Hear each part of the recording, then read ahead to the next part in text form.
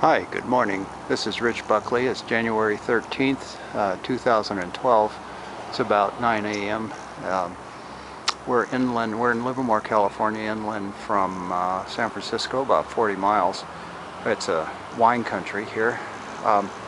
There are numerous chemtrails being formed as I speak, off in the far horizon in the west, and of course one that's been laid about 15 minutes ago that's expanding. The point I want to make in this particular little presentation is that I try to make one point at least, new in each one. A observant viewer on one of the podcasts said, "Rich, that's not a chemtrail, that's a contrail. Notice how it fades out very quickly."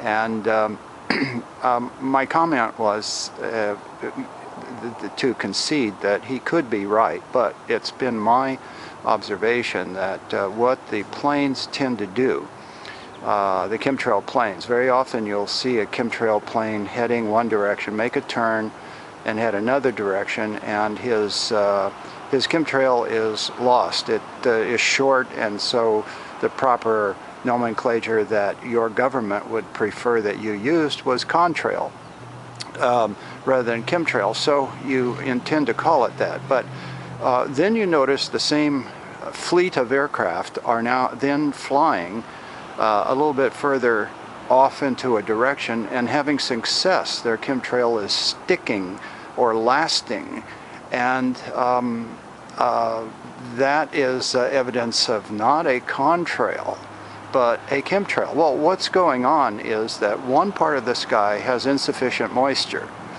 and the other part of the sky, they find the moisture content and they work that part of the sky more intently. I mean, why waste a load that is not producing a chemtrail that expands into a cloud cover in a dry section of the sky? So part of what's going on, I believe, and I could be wrong, part of what is going on is that when you see these short contrails coming out behind the chemtrail fleet, they are in search of a verdant ground where they can plant this stuff and have it do some cloud covering. That is their goal.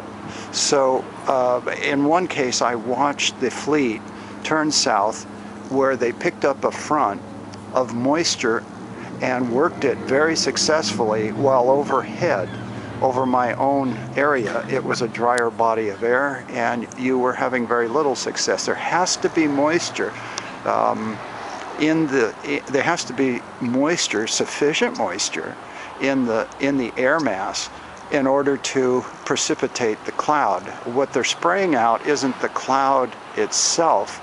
It is a chemical dispersant of, obviously, we all know, aluminum, barium, strontium, salts in the old cocktail mix, sometimes silver iodine.